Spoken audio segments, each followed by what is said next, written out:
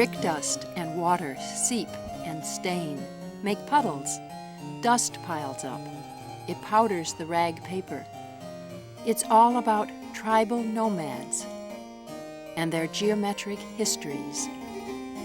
Bartlett and Turner, Tuttle, Schultz, Schleid, R.M. and Company, M and LW, marked with diamonds and stars, stamped with arrows and X's, old brands, old hands, old brickworks. It's about families, about the long centuries we've pushed clay into bricks. Play with reds and pinks and terracottas. Play with 3 dimensions, growing out of 2 dimensions. Play the rough, the smooth, and the saw-cut surfaces against each other. Play with shapes. Weave them into herringbone and running bond. Butt them up tight, over and under. Loosen them. Play.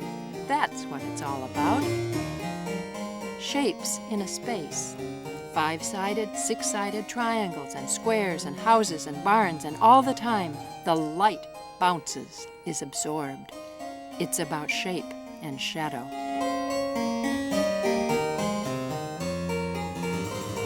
It's about looking down and squinting for hours at the pieces below, the rhythms, the proportions. About the brick cutter who becomes an accomplice. And I noticed that you have the flat top and bottom of the brick and this wonderful rough side. So if you cut a brick down here with the rough side, you get this scrap, but then you get the same depth, and now for the rugs who mostly have fringes, they have borders, the fringes and the borders and some of the details are what our son Gary calls gold bricks, because he said, he was the first assistant brick cutter, said, "Mother, this is a very expensive cut. This is the entire length of the brick." So gold bricks are very, very handy. You notice that they just set each other off. Light reflects differently from the 2 surfaces, and these are wonderful in the rain. When they're wet, the light, again, is reflecting differently. In May of 1996, Margaret Kerr was given a 1-person exhibition at the Guildhall Museum in East Hampton. Awarded because her work was chosen as Best in Show in the 55th Annual Guildhall Members Exhibition by Judge Diane Waldman, Deputy Director and Chief Curator of the Solomon R. Guggenheim Museum.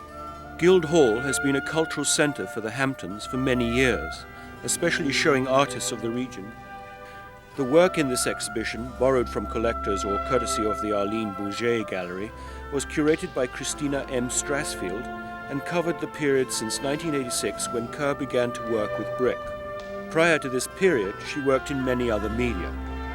Margaret Kerr, who lives in Springs in East Hampton, is an American born in France, was graduated from Cornell University, attended the Sorbonne, and drew at the Grand Chaumière in Paris. And on each of these bundles is written a fragment of a love letter.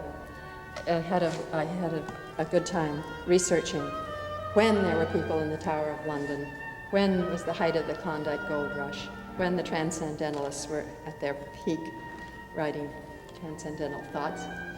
So there's a fragment. Some are written by men, some are women, but they were great fun to invent. Here's Alexandria in 1465. I am remembering our love feast in an August meadow. Cool wine, warm raspberries. When I was doing the rugs, anything that was near the brick saw, I noticed that there would be an accumulation of brick dust in the pattern. So that when I picked the bricks up, there was the whole history of the rug in brick dust. And I began using that on the heaviest rag paper I could find, putting a lot of brick shapes down. Sometimes if they weren't near the brick saw, I began throwing brick dust and water over them. The shapes that I began using in many, many of the wall works are somewhat a brutal shape to me. These are not political works, but after our son Blake was caught up in trouble in Tibet, I became very conscious of human rights violations and political oppression. And it seems to me this was a personal, private way that I could speak out because of the brutality of that shape. These points are going this direction, this direction, this direction, this. And then when it keeps on going, it then takes on a life of its own, and a lot of different things happen. As with all geometric work, your intention may be quite simple, but later there are lots of good things that happen, intentionally or not, because of the great intricacies and richness of geometric patterns.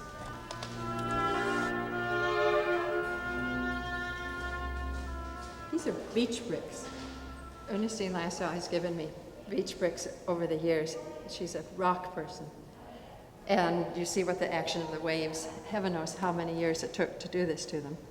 But suddenly they kind of said, it's our turn, do something.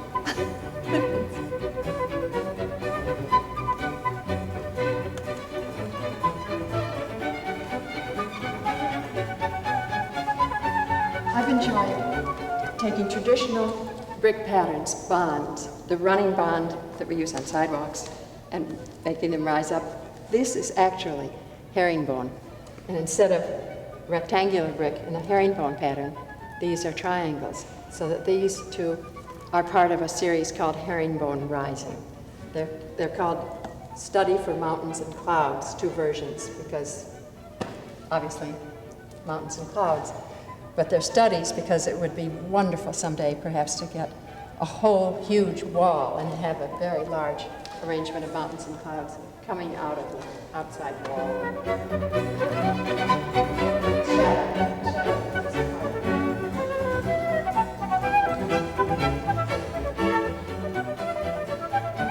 Over the years, Joe Gonzalez, who is our friend mason, he gives me his best brick cutters when I need brick cutters, solves every problem you can think of about the brick saws, installing rugs, moving them.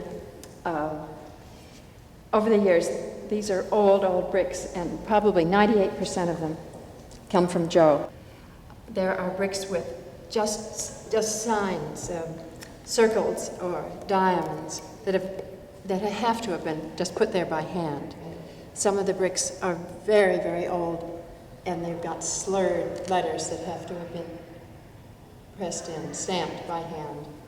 Some have, the consistency is very uneven, not like our modern bricks. And actually these old bricks are much lighter than modern bricks, which are consistent and are made of a heavier, denser recipe.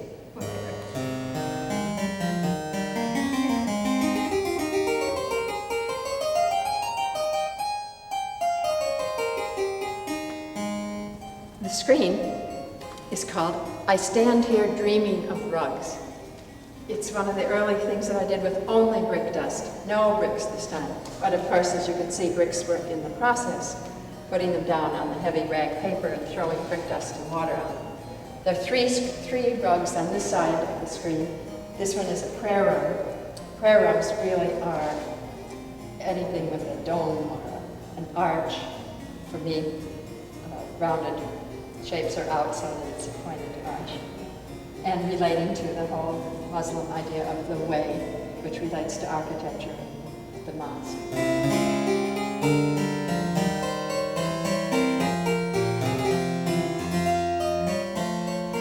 And of course, the action of the water, the brick dust and water, is unexpected, unpredictable.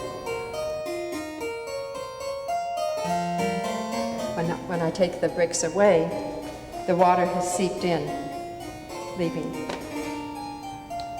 a ghost.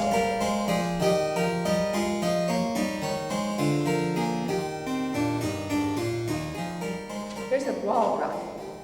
It took years to figure out how would I be able to do a rug on a wall and not have it. Of course, these rugs are put in sand in the steel or wooden frames. And this is epoxied with two-ton epoxy like the other wall pieces. But the grouting was the problem, and this is a mixture of matte medium and sand, so that it refers to the sand grouting that the floor rugs that belong in houses or gardens. But this refers to a rug that I had done. And these are thin slices. The other problem with the grouting problem, the other problem is, of course, weight. How could I do a whole rug on a wall?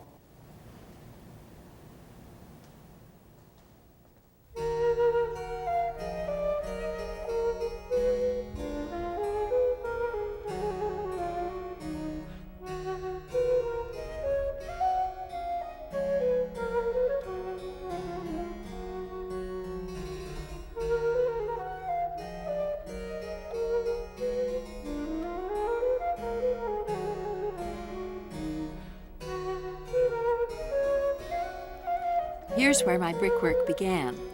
It took most of the summer of 1986 to construct the garden. Vernon Bud Green was the mason. We kidnapped our son Gary, who became his assistant and brick cutter. I was the designer and hander-upper. By the end of those months working with brick, I thought of it as a material for sculpture. A long love affair with tribal geometric rugs combined with equally strong feelings for brick and for gardens. I designed and we installed the first 2 brick rugs. In this enclosed part of the garden, I collect plants that grew in the Middle Ages. Outside the fence, on either side of the pergola, are 2 crabapple trees, which are the token orchard. For several months in the summer of 1988, our daughter Meg became my assistant. I had hurt my back and was doing 6 rugs at once for an exhibition. 7 years later, Meg and Carl were married on one of them, this one, here in the garden.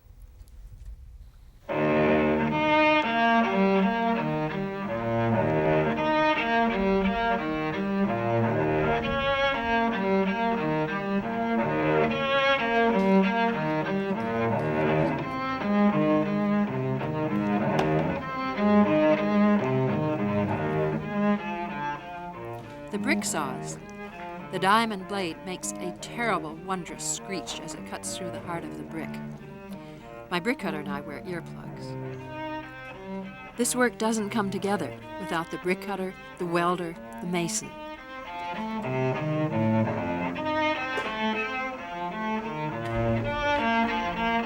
The loading dock is one of my favorite parts of the studio. Whoever would dream they would one day have a loading dock, for goodness sake?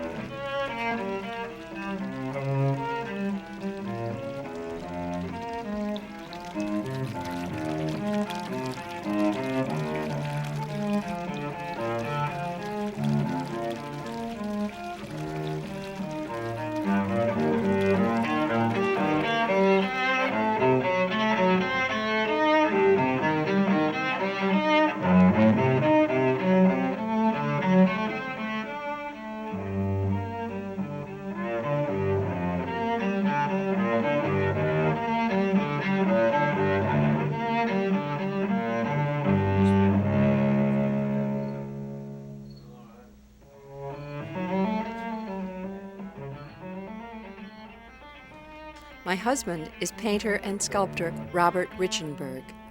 He is an abstract expressionist.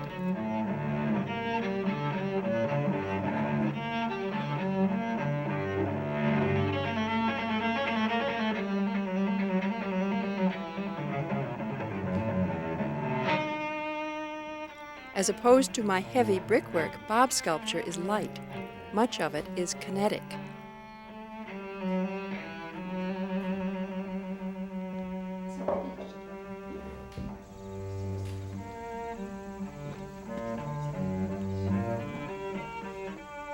Through the years, I've had to work through technical problems. How to handle drainage, concrete for the lily pool, electricity for the fountain. What to do when a deadline was near and the motor of my brick saw burned out. How to construct a steel support that would hold just under a ton of brick. There's a connection between problem solving and creativity. Our creative muscles are stretched in the process.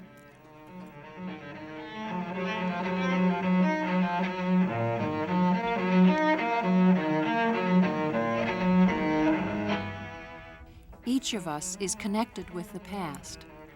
I identify with the early peoples who shaped clay and piled it up into forts and castles and great walls. and dug plants out of the forests and made gardens.